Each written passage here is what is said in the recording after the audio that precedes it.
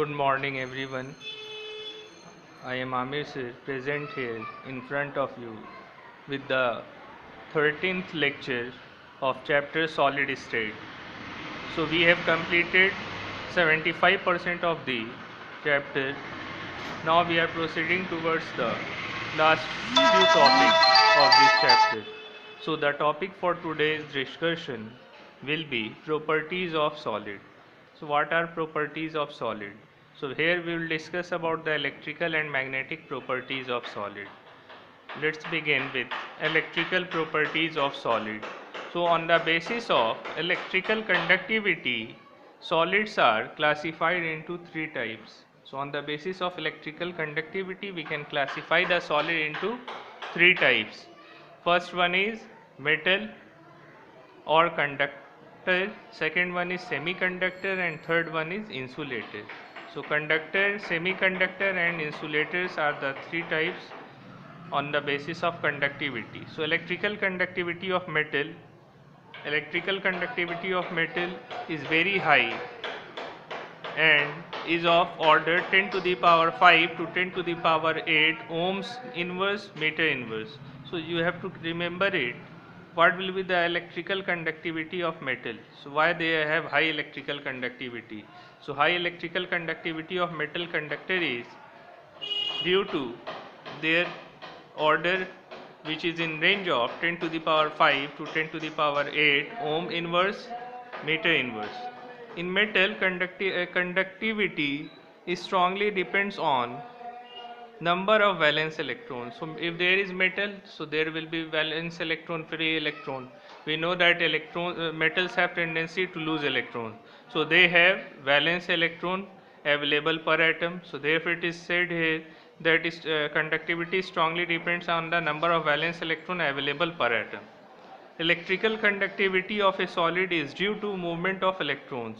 So, if there is movement of electron, there will be conductance of electricity. So, therefore, it is important for conductance having movement of electron and positive holes or through motion of ions. So, conduction of electricity in solid can be done by three ways.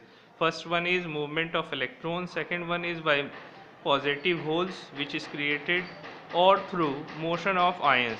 So, by three ways the electrical conductivity can be done.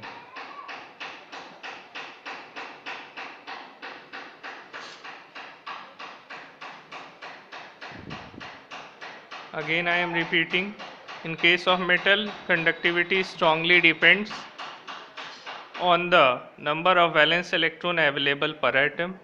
Electrical conductivity of solid is due to movement of electron first, second positive holes or through motion of the ions. So, by three ways conduction of electricity is done. Conduction through electrons is called n-type conduction. And just remember n for negative, and negative is the electron. Electron is negatively charged. So, if the conduction is through electron, by the electron, movement of electron, it is called n-type conduction. And if positive ions are involved for the conduction of electricity, it is called p-type conduction. So, if p means positive, if n means negative. So, if conduction is through electrons, it is called n-type conduction, and through positive ion, it is called p-type conduction. We will see detail of n and p-type.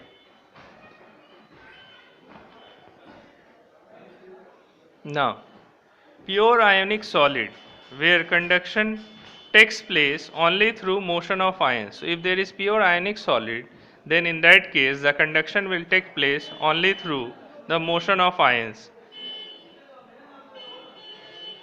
And that of insulator lie in the range of 10 to the power minus 20 to 10 to the power minus 10 ohms inverse meter inverse.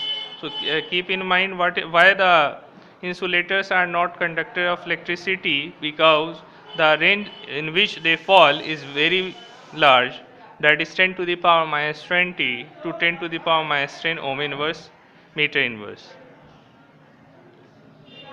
The presence of defect in the crystal structure increases the conductivity.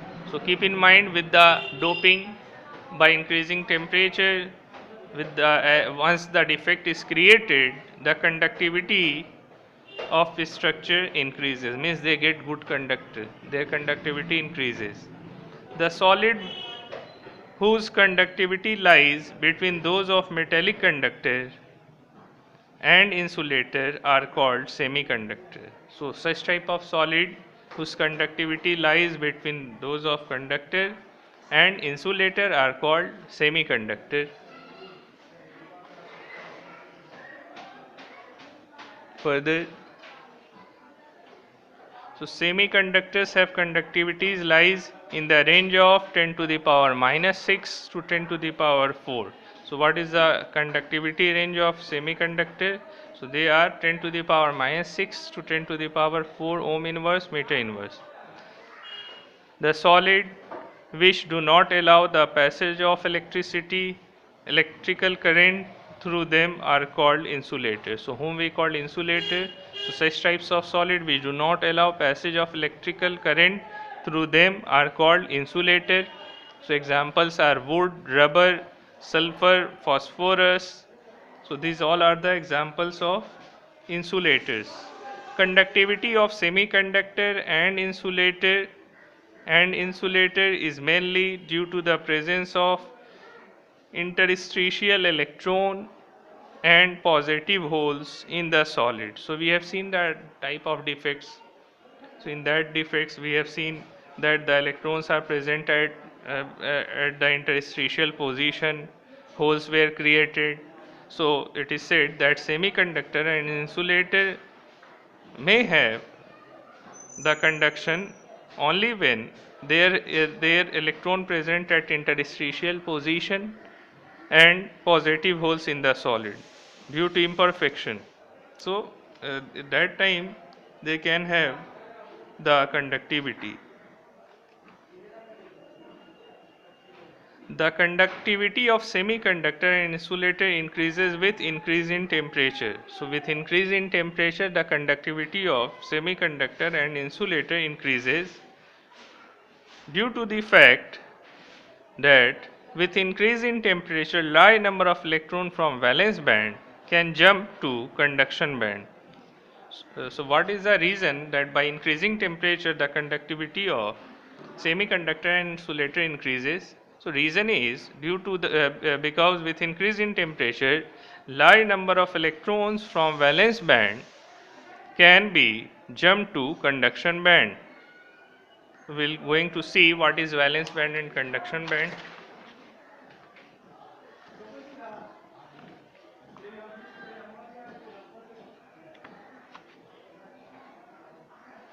Let's see what is valence band and conduction band. So in this picture you can see that this is the diagram distinction between metal insulator and semiconductor in terms of band theory. In terms of band theory, again distinction between metals, insulators and semiconductor in terms of band theory. So as we have seen valence band and conduction band, what is valence band, what is conduction band, try to understand this one. So if there is no gap between valence band and conduction band, as try to understand what is valence band and what is conduction band. So below one is called valence band and above one is called conduction band. So electron jumps from valence band to conduction band. If there is no gap in between them, then that will be the example of metal. In case of metal, there is no gap between valence band and conduction band. Below one is valence band and above one is conduction band, which is filled with electron. Valence band is filled with electron, which is shown in dark, and conduction band is empty. From valence band electron jumps to conduction band. If they jumps, then that there will be transfer of electron and that will be the conductor of electricity. So with increase in energy, means temperature, what happens? Electron gets too much energy and they get jumps easily to conduct valence band. So let's see partially filled valence band. So first case show partially filled valence band with electron, second case overlapping band. So in case of metal conductors, the valence band and conduction band are merged. they are overlapped on each other. So therefore there is very less energy gap in between the valence band and conduction band. So therefore electron jumps easily from valence band to conduction band. So therefore they are very good conductor of electricity. Second case is of insulator. You can see filled valence band and empty conduction band. There is large energy gap in between them. Therefore an electron could not jump from valence band to conduction band easily. That leads to a gap, large energy gap. Because of energy gap, they could not jump. Therefore they are not good conductor of electricity. For example, if I say you to jump from fourth floor of a building, you will not jump. Why? Because there is too much height. But if I say you to jump from the first floor, you can jump. So that is the case. In case of metal, that is the first floor. In case of insulator, it is the fourth floor. Or in case of non-metal, in case of semiconductor, it is second floor. So because of two energy gap, large energy gap between valence band and conduction band, in case of insulator, electron could not jump from valence band to conduction band, and therefore they are bad conductor of electricity. Third case is of semiconductor. Energy gap is small energy gap between valence band and conduction band, so few electron can jump from valence band to conduction band. So therefore semiconductor are poor conductor of electricity. Now coming to the topic, pure substance exhibits conduction behavior. Pure substance exhibit conduction behavior like whom? So pure substance exhibit conduction behavior like silicon and germanium and is called intrinsic semiconductor. So if pure substance exhibit conduction behavior like silicon and germanium, these two are semiconductors. These two are semiconductors. So if any substance exhibit condition behavior condition like silicon and germanium, it is called what? Which type of semiconductor? Intrinsic semiconductor. But conductivity is very low at room temperature, as they are semiconductor. So their conductivity is very low at room temperature. Conductivity of metal decreases on increasing temperature. Keep in mind, conductivity of non-metal and conductivity of semiconductor and insulator increases with increase in temperature, but that of metal decreases on increasing temperature. Reverse effect comes into action. So till here we have learned about the properties of solid, that is the first property, electrical properties of solid.